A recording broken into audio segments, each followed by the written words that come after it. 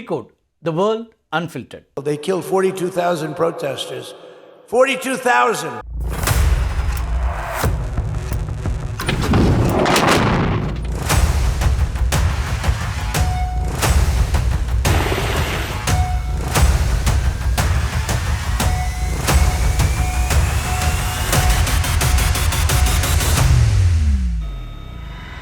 Iran கிட்ட அணு ஆயுதங்கள் இருந்தால் மேற்காசியாவும் ஐரோப்பாவும் துண்டு துண்டாக சிதறிவிடும் அப்படின்னு அமெரிக்க அதிபர் டொனால்ட் ட்ரம்ப் சொல்லியிருக்கிறார். ஈரானுடைய அணு ஆயுத குறிக்கோள் உலக நாடுகளுக்கு நேரடியான மிரட்டல் அப்படின்னும், அமெரிக்காவை தாக்கக்கூடிய வகையிலான ஏவுகணைகளை கூட தயாரிக்கக்கூடிய திறனை ஈரான் பெற்றிருக்கிறது அப்படின்னும் சொல்லியிருக்கிறாரு டொனால்ட் ட்ரம்ப். கடந்த ஆண்டு ஜூலை மாதம் அமெரிக்காவும் இஸ்ரேலும் ஈரான் மீது நடத்திய தாக்குதலை குறிப்பிட்டு பேசிய ட்ரம்ப் என்ன சொல்றாருன்னா, B-2 பாம்பர்களை கொண்டு அணுசக்தி மையங்களை அழித்திருக்காவிட்டால் இஸ்ரேலும் சில ஐரோப்பிய நாடுகளும் சிதறி இருக்கும் அப்படின்னு இப்போ சொல்கிறார். ஏன் நாங்கள் முதல்ல ஈரான் மேலே தாக்குதலை தொடங்கினோம் கடந்த ஆண்டு ஜூலையில் அப்படிங்கிறத பற்றி இப்போ ரீகால் பண்ணுறாரு. அதனால தான் ஈரானை அணு ஆயுதங்கள் தயாரிக்க அமெரிக்கா ஒருபோதும் அனுமதிக்காது அப்படின்னும் ட்ரம்ப் திட்டவட்டமாக இப்போ சொல்லியிருக்கிறார். உலகில் தற்போது 9 நாடுகள் அணு ஆயுதங்களை கொண்டிருக்கின்றன. அதில் அதிகாரப்பூர்வமான அணு ஆயுதங்களை வைத்திருப்பதாக ஒப்புக்கொண்டவை, அது மட்டும் இல்லாமல் சர்வதேச அளவில் அறியப்பட்டவை அப்படின்றது இந்த 9 நாடுகள். இதில் அதிக அளவிலான அணு ஆயுதங்கள் வைத்திருக்கக்கூடிய நாடுகளோட பட்டியலில் அமெரிக்கா 2வது இடத்தை பிடிச்சிருக்கு. அமெரிக்காட்ட தற்போது தோராயமாக 5000 அணு ஆயுதங்கள் இருப்பதா சொல்லப்படுது. அமெரிக்காவை தவிர ரஷ்யா, சீனா, பிரான்ஸ், இங்கிலாந்து, இந்தியா, பாகிஸ்தான், இஸ்ரேல், வடகொரியா நாடுகள் அணு ஆயுதங்களை வச்சிருக்கிறாங்க. இதில் ஈரான் கிட்ட அணு ஆயுதங்கள் இருக்கக்கூடாது என எப்போதும் மிரட்டி கொண்டிருக்கக்கூடிய அமெரிக்கா மட்டுமே மற்ற நாடுகள் மீது அணு ஆயுதத்தை பயன்படுத்தி லட்சக்கணக்கான மக்களை கொன்று குவித்திருக்கிறது அப்படிங்கிற ஒரு பக்கம் விமர்சனங்கள் இருக்கிறதையும் நம்ம பார்க்க வேண்டியிருக்கு. 2வது உலகப் போரின் போது 1945ஆம் ஆண்டில் ஜப்பானோட ஹிரோஷிமா மற்றும் நாகசாகி நகரங்கள் மேலே அமெரிக்கா அணுகுண்டுல வீசிச்சு அதில் வரலாற்றிலேயே அணு ஆயுதங்கள் பயன்படுத்தப்பட்ட ஒரே நிகழ்வு அப்படின்னு இதை பார்க்கலாம். அதில் பேரழிவை ஜப்பான் சந்திச்சு.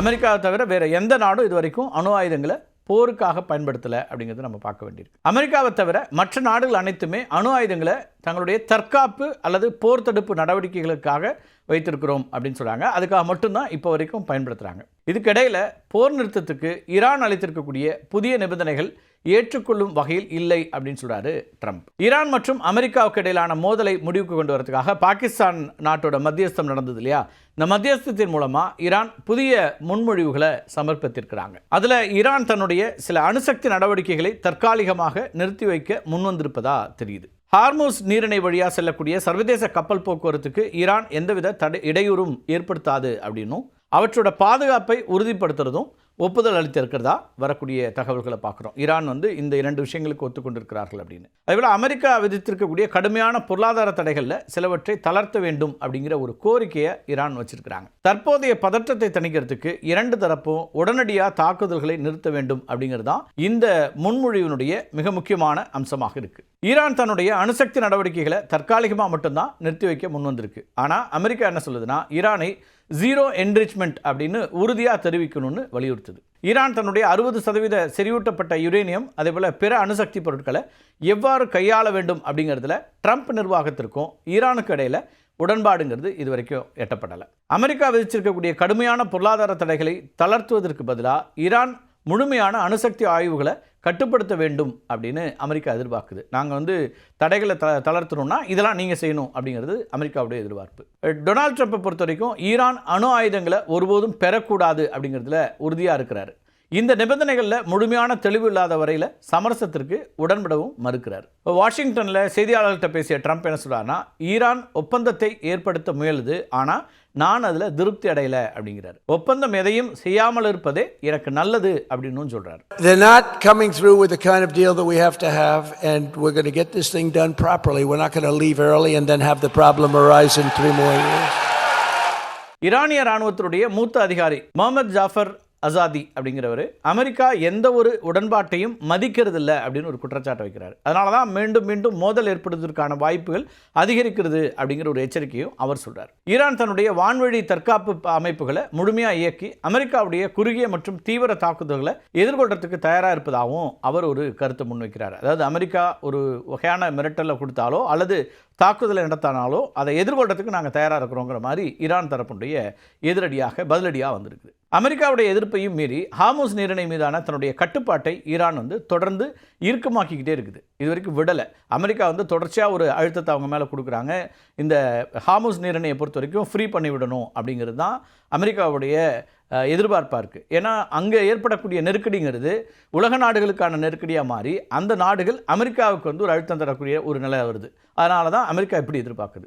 ஹார்முஸ் நீரிணை வழியாக செல்லக்கூடிய அமெரிக்கா மற்றும் அதனுடைய கூட்டாளிகளுடைய கப்பல்களுக்கு ஈரான் என்ன பண்ணுதுன்னா தொடர்ச்சியாக சுங்க கட்டணம் விதிச்சுட்டே இருக்காங்க. Smart control of the state அப்படிங்கிற ஒரு பயிற்சி மூலமாக மேம்படுத்தப்பட்ட ஒரு படகுகள், அதே போல் கடற்படை சுரங்கங்கள், அது மட்டும் இல்லாமல் ட்ரோன்கள் ஆகியவற்றின் மூலமாக அந்த பகுதியை கண்காணிக்கக்கூடிய திறனை ஈரான் மேம்படுத்திக்கிட்டே இருக்கிறாங்க.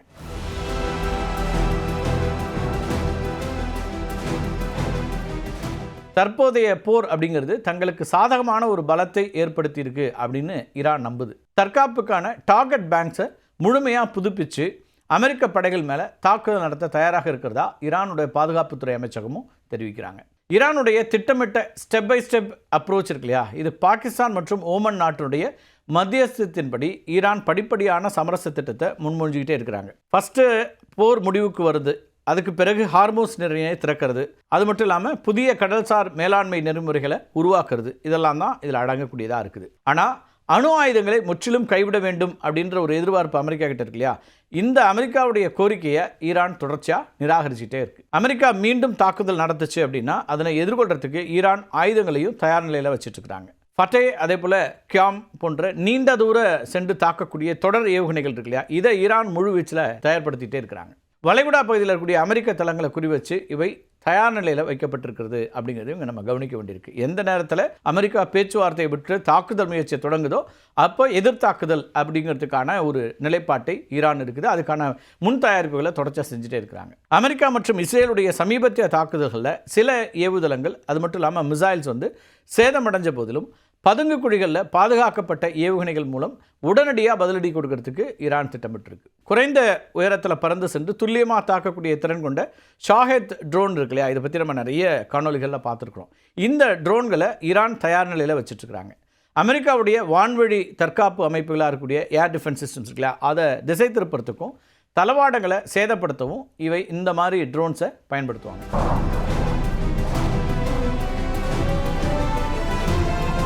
ஹார்முஸ் நீரிணை மற்றும் அதை ஒட்டியிருக்கக்கூடிய வளைகுடா பகுதிகளில் அமெரிக்க படைகளுடைய நடைமாட்டத்தை கண்காணிக்கிறதுக்கும் உடனடியாக தாக்கக்கூடிய ட்ரோன்களையும் ஈரான் ஒரு ஆயத்த நிலையிலேயே வச்சுட்ருக்கிறாங்க. எனி டைம் அப்படிங்கிற மாதிரி ஒரு ஆல் செட், நம்ம இம்மீடியட்டாக ஒரு அட்டாக் பண்ணுறோம் அப்படிங்கிற அளவுலேயே அவங்க வச்சுட்ருக்கிறாங்க. ஹார்முஸ் நீரிணையில் அமெரிக்க கடற்படையை எதிர்கொள்கிறதுக்கு ஐஆர்ஜிசியினுடைய அதிவேக படகுகள் தயார் நிலையில் இன்னொரு பக்கம் இருக்குது. அதிவேகமாக செல்லக்கூடிய சூப்பர் கேவிடேட்டிங் அப்படிங்கிற தொழில்நுட்பம் கொண்ட ஹூட் நீர்மூழ்கி ஆயுதங்கள் பெரிய போர்க்கப்பல்களை தாக்க ஈரான் பயன்படுத்தலாம் அப்படின்னு இராணுவ ஆய்வாளர்கள் கருதுகிறாங்க. அமெரிக்காவுடைய வான்வழி தாக்குதல்களை எதிர்கொள்கிறதுக்கு ஈரான் தன்னுடைய சொந்த தயாரிப்பான வான் பாதுகாப்பு அமைப்பு இருக்கு இல்லையா, அதையெல்லாம் முக்கியமான இடங்களில் நிறுத்தி வச்சுட்டே இருக்கிறாங்க. இந்த நிலையில் தான் ஹார்முஸ் நீரிணை குறித்து புதிய உச்ச தலைவராக இருக்கக்கூடிய அயதுல்லா கமேனி என்ன சொல்கிறாருன்னா, அயதுல்லா முஸ்தபா கமேனி, அவர் தான் கமேனியினுடைய வாரிசாக இருந்தார். அவர் வெளியிட்டிருக்கக்கூடிய அறிக்கை அப்படிங்கிறது ஒரு சலசலப்பை ஏற்படுத்தக்கூடியதாக மாறி இருக்கு. ஆயிரக்கணக்கான கிலோமீட்டர் தொலைவில் இருந்து வரக்கூடிய அமெரிக்க படைகளுக்கு பாரசீக வளைகுடா பகுதியில் எந்த உரிமையும் இல்லை அப்படிங்கிறாரு தன்னோட அறிக்கையில். அமெரிக்க படைகள் வளைகுடா நீரில் மூழ்க வேண்டும் அப்படின்னு காட்டமாக விமர்சிச்சிருக்கிறார். பாரசீக வளைகுடா அப்படிங்கிறது வெறும் கடல் நீர் மட்டும் இல்லை, அது ஈரானுடைய நாகரிகம் மற்றும் பிராந்திய அடையாளத்தினுடைய ஒரு முக்கிய பகுதி அப்படின்னு அவர் அந்த அறிக்கையில் குறிப்பிட்டார் முஸ்தபா கமேனி. இந்த நீர்ப்பகுதியை அரேபிய வளைகுடா அப்படின்னு அழைக்கக்கூடாது அப்படின்னு கண்டிப்பாக அதில் வலியுறுத்துறாரு. ஈரானோட ஒவ்வொரு ஆண்டும் ஏப்ரல் 30 பாரசீக வளைகுடா தேசிய நாள், பெர்ஷியன் கல்ஃப் நேஷனல் டே அப்படின்னு கொண்டாடப்பட்டு இருக்கு. 1622 ஆண்டில் போர்த்துகீசிய கடற்படையை ஹார்முஸ் தீவு பகுதியிலிருந்து பாரசீக படைகள் விரட்டி அடித்தாங்க. அந்த விரட்டி அடித்ததனுடைய நினைவாக தான் இந்த நாள்ங்கிறது அனுசரிக்கப்பட்டு இருக்கு. மார்ச் மற்றும் ஏப்ரல் மாதங்களில் தீவிரமடைந்த அமெரிக்கா மற்றும் ஈரான் இடையிலான போர் இருக்கு இல்லையா, 2 மாதங்களை கடந்திருக்கக்கூடிய நிலையில் இந்த மோதலால் யாருக்கும் முழுமையான வெற்றி கிடைக்கல. மாறா அனைவருமே பெரும் இழப்பை சந்தித்திருக்கிறார்கள் அப்படிங்கிறது தான் யதார்த்தமாக இருக்குது. ஈரானை பொறுத்த வரைக்கும் போரோட தொடக்கத்திலேயே உச்சத்தலைவர் அயதுல்லா அலி கமேனி கொல்லப்பட்டார். அதோட ஈரான் தரப்பில் 3400க்கும் அதிகமானவர்கள் உயிரிழந்திருக்கிறாங்க. 26,000க்கும் அதிகமானவர்கள் காயமடைஞ்சிருக்கிறாங்க. ஈரானோட பொருளாதாரம் $1 trillion வரைக்கும் இழப்பை சந்திச்சிருக்கு. அமெரிக்காவுடைய கடற்படை முற்றுகை காரணமாக கச்சா எண்ணெய் ஏற்றுமதிங்கிறது முற்றிலுமாக முடங்கி அந்த நாட்டோட வருவாய் கடுமையாக பாதிக்கப்பட்டிருக்கு. இப்போ அமெரிக்காவில் பென்டகன் மற்றும் சர்வதேச நிபுணர்களுடைய மதிப்பீட்டின்படி போருடைய நேரடி செலவுகள் இருக்குல்ல, அது $100 பில்லியன் அதிகமாக உயர்ந்திருக்கு. இது அமெரிக்க பணவீக்கத்தை கடுமையாக அதிகரிச்சிருக்குது. ஒரு பக்கம் ஈரானுக்கு பொருளாதார இழப்புகள் ஏற்படுது அப்படின்னாலும் அமெரிக்காவுக்கும் மிகப்பெரிய அளவுக்கு பொருளாதார இழப்பு ஏற்பட்டிருக்கு இந்த போர்னால. மத்திய கிழக்கு பிராந்தியத்தில் இருக்கக்கூடிய வளைகுடா நாடுகளான சவுதி அரேபியா, ஐக்கிய அரபு அமீரகம் போன்றவையும் கூட கடும் பொருளாதார சிக்கலுக்கு ஆளாகி இருக்கின்றன. இஸ்ரேலுக்கும் பெரும் பொருளாதார மற்றும் பாதுகாப்பு சேதங்கள் அப்படிங்கிறது ஏற்பட்டிருக்கிறத பார்க்கணும். இஸ்ரேல் ராணுவம் லெபனான் மேலே நடத்திய தாக்குதல்களால் சுமார் 2500 பேர் பலியானாங்க. 10 லட்சத்துக்கும் மேற்பட்டவங்க நாட்டை விட்டு வெளியேறி அண்டை நாடுகளில் அகதிகளாக தஞ்சமடைய வேண்டிய ஒரு சூழல் ஏற்பட்டுச்சு. உலக அளவில் 1970களுக்கு பிறகு வரலாற்றில் மிக மோசமான எரிசக்தி விநியோக தட்டுப்பாடு அப்படிங்கிறது இப்போ ஏற்பட்டிருக்கு. உலகம் முழுக்க நம்ம எல்லோருமே இதனுடைய சிக்கலை பார்க்குறோம். இங்கே இந்தியாவில் எரிசக்தி தட்டுப்பாடு, அதன் மூலமாக கேஸ் விலை உயற்றம் அப்படின்னு எல்லாமே நம்ம பார்க்குறோம் இல்லையா?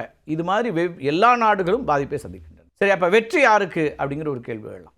இந்த மோதல்களால் மேற்குலகின் எதிரிகளாக இருக்கக்கூடிய ரஷ்யா மற்றும் சீனா போன்ற நாடுகள் தற்காலிகமாக பயனடைஞ்சாலும் உலகளாவிய வர்த்தகம் மற்றும் எரிசக்தி சந்தையில் ஏற்பட்டிருக்கூடிய ஏற்ற இறக்கங்கள் இருக்கு இல்லையா, அது ஒட்டுமொத்த உலக பொருளாதாரத்தையும் பலவீனப்படுத்தியிருக்குன்னு தான் சொல்லணும். அமெரிக்கா மற்றும் ஈரானுக்கு இடையிலான தற்போதைய மோதல் இருக்கு இல்லையா, பேச்சுவார்த்தையில் ஒரு முன்னேற்றம் ஏற்படலை, அந்த மோதல் அப்படியே நீடிச்சிட்டு இருக்கு. அதே போல் ராஜதந்திர முட்டுக்கட்டை அப்படிங்கிறது ஏற்பட்டிருக்கு அப்படின்னா அது வெறும் 2 நாடுகளுக்கு இடையிலான பிரச்சனை மட்டும் இல்லை.